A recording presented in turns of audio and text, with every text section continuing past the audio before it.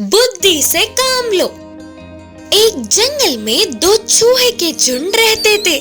एक झुंड का नेता वल्लभ था तो दूसरे झुंड का वीरत था। उसमें वल्लभ बहुत ही बुरा था। आसपास के सभी लोगों पर हुक्म चलाता था। अगर किसी ने नहीं माना तो उसे पीटता था।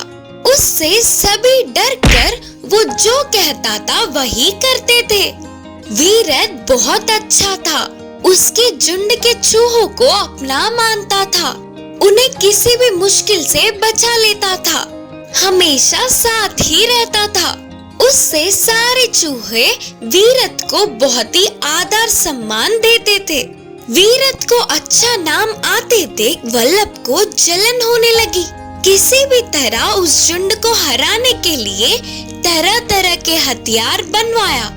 एक बार वल्लभ ने वीरत को चेतावनी देते हुए कहा, हार मानकर इस जंगल को छोड़कर चले जाओ, नहीं तो युद्ध के लिए तैयार हो जाओ। उससे वीरत सोच में पड़ गया। वल्लभ के पास तो तरह तरह के हथियार थे। युद्ध के कारण बिना मतलब के दोनों तरफ कई लोग मर जाएंगे। बच्चों को पिता और पत्नियों को पति दूर होंगे। बहुत सारे लोग विकलांग हो जाएंगे। चूहों की संख्या नष्ट हो जाएगी। युद्ध होने से सब कुछ नष्ट ही होगा। हमारी वजह से किसी का अच्छा होना चाहिए, लेकिन कभी भी बुरा नहीं। सोचकर वीरत और उसके झुंड जंगल छोड़कर जाने के लिए तैयार हो गए। इससे झुंड के सभी चूहे रोने लगे। तभी इस झुंड से एक छोटी सी चूहे ने कहा, राजा जी, किसी को कोई भी हानि ना पहुंचते हुए उस वल्लभ भी जंगल छोड़ के जाने जैसे मेरे पास एक उपाय है। आप सुनोगे? फिर वीरद ने कहा, अच्छा बात बोलने में उम्र से कोई मतलब नहीं। चतुरता हर किसी में होती है। बोलो। उस छोटी सी चूहे ने पूरे उपाय समझाते हुए कहा, राजा जी, उन सारे चूहों को बिल्ली से डर लगता है, इसीलिए हम बिल्ली की तरह एक बड़ा सा चलने वाला पुतला बनाएंगे। युद्ध में उसे आगे रखकर जाएंगे। सभी को वह उपाय बहुत पसंद आया। एक हफ्ते में ही एक बड़ा सा बिल्ली का पुतला बना दिया और उसके गले में एक बड़ा सा घंटा बांध दिया और तुरंत जंगल में एक अफवाह फैलाया कि वीरत की अच्छाई देखकर सहायता करने बाजू के गांव से एक बड़ा सा बिल्ली आया है और वे सारे बिल्ली बहुत ही बड़े हैं। एक बार में 100 चूहों को मार सकते हैं करके अफवाह फैलाया। ये बातें पूरे जंगल में फैल गई। वल्लभ के तरफ के सभी चूहे डर के कांपने लगे। अगले दिन युद्ध में पहले बिल्ली के आगे बढ़ते ही जोर से चिल्लाते जा रहे थे। उसके गले का घंटा जोर से बजाते जा रहे थे और उसके पीछे ही वीरत के सैनिक चल रहे थे। दूर से ये सब देखने वाले वल्लभ के सैनिक डर गए। उन चूहों ने कहा, अरे सच में ये कितना बड़ा बिल्ली है। ये मारेगी तो एक बार में ही 100 लोगों की चटनी हो जाएगी। सोचते हुए पीछे देखे बिना दूर भाग गए। बस 1 मिनट में वल्लभ के अलावा वहाँ कोई नहीं था। उससे वल्लभ भी डर गया और बोला, और एक क्षण भी यहाँ रह गया तो मैं मरूंगा। मेरी बुद्धि नष्ट होकर इन लोगों से मैंने पंगा लिया, फिर कभी भी इनके आसपास तक नहीं आऊंगा। बोलते हुए पीछे मुड़कर जंगल छोड़ के भाग गया। ऐसे अच्छे लोगों के साथ पंगा बहुत ही महंगा पड़ेगा। मायावी घोड़ा। एक जंगल था। उस जंगल में कभी कभी एक राक्षस आकर अपने भोजन के लिए हाथ आए हुए जानवर को ले जाता था। उस राक्षस के आने पर अपने प्राणों को हथेली में रखे डर डर के रहते थे सारे बाकी के जानवर। इस बार वह राक्षस आया और सारे जानवरों को डरा के बकरी को उठा ले गया। इसी जंगल में एक घोड़ा था। वह बहुत ही सीधा साधा था, लेकिन उसके मासूम होने के कारण उस जंगल के बाकी के जानवर उसे हमेशा चिढ़ाते थे। हिरन ने कहा, अरे ओ घोड़े, इस पूरे जंगल का चक्कर काटना होगा, मुकाबला हो जाए क्या? फिर लोमड़ी ने कहा, हाँ, वो क्या भागेगा, ऊपर से डरा हुआ। बोलते हुए लोमड़ी चिढ़ाने लगा। उन बातों से सारे जानवर हंसकर चिढ़ाने लगे। मैं सबकी तरह ही हूँ ना, लेकिन फिर भी मुझे ये क्यों रुलाते हैं ये लोग हमेशा?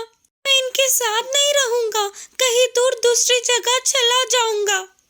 सोचते हुए उदास होकर उधर से चला गया घोड़ा। ऐसे अकेला जाने वाला घोड़ा डर डर के आगे बढ़ने लगा। इतने में उसके सामने एक अनोखा रूप प्रत्यक्ष हुआ तो घोड़ा और डर गया। उस अनोखा रूप ने कहा, नहीं दोस्त, मैं तुम्हारी मदद करने आया हूँ। लगता है तुम किस परेशानी में हो। तुम्हारी परेशानी बताओ, मैं दूर करूँगा। ऐसे उसके इतने अच्छे से बात करने पर घोड़े को बहुत हिम्मत मिली और उसने अपनी सारी परेशानियों को बताया। फिर उस अनोखे रूप ने कहा, तुम्हें देखकर मुझे बहुत दया आ रही है। ठीक है, कोई बात नहीं, मैं तुम्हें मायावी घोड़ा में बदल दूंगा। उससे तुम तेजी से भाग सकोगे, किसी से भी जीत सकते हो। बोलकर उसे मायावी घोड़े में बदल दिया। वह बहुत शक्तिशाली बनने पर घोड़ा बहुत खुश हुआ और तेजी से भागते हुए अपने लोगों के पास आया। क्यों रे, फिर वापस आ गया? मुकाबले करने के लिए तैयार हो क्या? इसके कारनामों को देख लगता है कि ये किसी न किसी दिन मरेगा ही। उनके साथ ही बाकी के सारे जानवर भी घोड़े को चिढ़ाते हुए हंसने लगे। फिर भी उन सब के बातों को अनसुना करते हुए घोड़ा बस चुपचाप घास खाने लगा। फिर थोड़ी देर बाद बड़े बड़े आवाजें करते हुए राक्षस वहां आया तो सारे जानवर डर के भागने लगे। राक्षस लोमड़ी को उठाकर ले गया। इस बार राक्षस के पीछे ही घोड़ा तेजी से भागने लगा।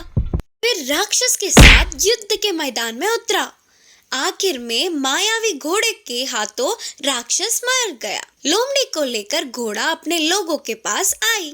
ऐसे उतने बलशाली राक्षस को घोड़े ने किस तरह हराया करके लोमड़ी अपने बाकी के सभी जानवरों से बोली। सारे जानवर चौंक गए। फिर घोड़े ने कहा, हमारे बल जानने के लिए हम आपस में मुकाबला करना नहीं, बल्कि हमारे दुश्मन से जीतना काफी है। तब सारे जानवरों ने घोड़े को छिड़ाने के लिए क्षमा मांगा। उस राक्षस से पीछा छूटने पर सारे जानवर खुशी से घोड़े को अपना नेता बनाया। जंगल का राजा बना बंदर। एक जंगल में तरह तरह के पशु पक्षियां रहते थे। वे सभी मिलजुल कर रहते थे। कुछ छोटी सी भी जरूरत पड़े तो एक दूसरे की मदद करते थे। उनका बहुत समय से ही राजा नहीं था। उन सभी ने सोचा कि उनका एक नायक होता तो अच्छा होता। ऐसे सभी पशु पक्षियां नायक को चुनने के लिए इकट्ठा हुए और किसको राजा के रूप में नियुक्त करे करके चर्चे चल रहे थे। सभी ने अपने विचार व्यक्त किया। हिरन ने कहा, हम सभी अपने अपने कला का प्रदर्शन करेंगे और जो भी सबको अच्छा लगता है वही राजा बनेगा। बोली हिरन। जैसे हिरन ने कहा वैसे करेंगे तो ठीक रहेगा, बोली पक्षी। इसके लिए सबके मानने पर मुकाबला शुरू हुआ। ऐसे कई पशु पक्षियों ने अपनी कला का प्रदर्शन किया। आखिर में एक बंदर आगे आकर अपने विचित्र विचित्र कला से नाचने लगा। ये देख सभी हंस पड़े। बंदर के कारनामों से प्रसन्न होने वाले पशु पक्षियों ने उसे अपने राजा के रूप में चुना। लेकिन ये सब लोमड़ी को अच्छा नहीं लगा। लोमड़ी ने सोचा, राजा के कुछ लक्षण होते हैं, बुद्धि और बल में सबसे आगे होना चाहिए। और यहाँ देखो, एक बंदर राजा बना है। एक दिन वह लोमड़ी के खाने के लिए जंगल में घूमता हुआ शिकारी के द्वारा बुनी हुई जाल को देखी। उस जाल के बीच में एक बड़ी सी रोटी थी। बहुत भूखे होने के बावजूद वह लोमड़ी उस खाने के पास ना जाते हुए जल्दी जल्दी बंदर राजा के पास भागती हुई गई और बोली, राजा, आपका ये सेवक आपको एक तोहफा देना चाहता है। अगर आप मेरे साथ आओगे तो मैं आपको बहुत स्वादिष्ट भोजन मिलने की जगह दिखाऊंगी। स्वादिष्ट भोजन का जिक्र सुनते ही बंदर के मुंह में पानी आ गए और तुरंत लोमड़ी के साथ गया। लोमड़ी बंदर को उस जाल के पास ले गई। उसकी बीच की रोटी दिखाते हुए बोली, ये लो राजा, ये रोटी आपकी है, इसीलिए मैंने उसे छुआ तक नहीं। जाकर मजे लो। विनम्रता से बोली लोमड़ी। आगे पीछे कुछ भी ना सोचते हुए बंदर जाल में कूद गया और तुरंत शिकारी के जाल में फंस गया। अपनी मासूमियत से फंसने वाले बंदर राजा को वही छोड़कर हंसते हुए चली गई लोमड़ी। इस कहानी की सीख है कि राजा बनने के लिए बुद्धि और बल का होना बहुत जरूरी है। लोमड़ी का ढोंग और होशियार बंदर की कहानी। एक जंगल में एक ढोंगी लोमड़ी थी। वह छोटे छोटे जानवरों को देखते ही उन्हें मार के खा जाती थी। इससे जंगल के जानवर आहार के लिए बाहर आने के लिए डरने लगे। कब कहां से आके ऊपर पड़ जाए करके कांप रहे थे। उसी जंगल में एक बंदर था। वह बंदर बहुत ही शैतान और होशियार था। सबको धोखा देने वाली उस लोमड़ी को किसी भी तरह एक अच्छी पाठ पढ़ाकर जंगल के जानवरों को उससे बचाने का ठान लिया। ऐसे एक दिन बंदर लोमड़ी के पास जाकर बोला, लोमड़ी मामू, क्या तूने कभी घोड़े का मांस खाया है? उसके उतना स्वादिष्ट कुछ नहीं होता रे मामू। पता है, ऐसे जंगल के सभी जानवर गपशप कर रहे थे। उन बातों को सुनते ही लोमड़ी के मुंह में पानी आ गए और बोली, हाँ सही है रे, मैंने भी सुना था, लेकिन घोड़े को पकड़ना उतना आसान नहीं है ना।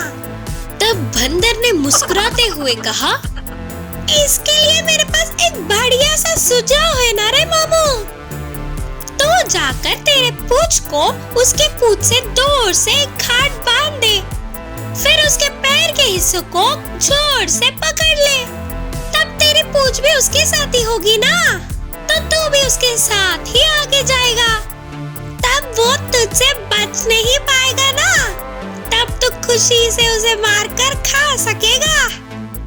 लोमड़ी को ये सुझाव बहुत अच्छा लगा, इसीलिए उसने मानते हुए सिर हिलाया। अरे मामा सुन तो, उस बरगद के पेड़ के नीचे ही घोड़ा सोया है। चुपके से जाकर उसके जागने से पहले बिना किसी आवाज के, जैसे मैंने कहा था वैसे करता जा। लोमड़ी ठीक है बोलकर दबे पांव चल के जाकर उसके और घोड़े के पूंछ को बांध लिया। फिर अचानक घोड़े के पैर के हिस्से पर काटा, तो बस वह घोड़ा दर्द से जाग उठा और झटके देते हुए आगे बढ़ने लगा। उसके रफ्तार से लोमड़ी फिसल गई। फिर घोड़ा बिना रुके उसे पत्थरों पे घसीटता हुआ तेजी से भागने लगा। इससे उस लोमड़ी को बहुत चोट लगी और इस तरह जंगल को उससे पीछा छूटा। पूरी बात जानने वाले सभी छोटे जानवरों ने बंदर को शाबाशी दी।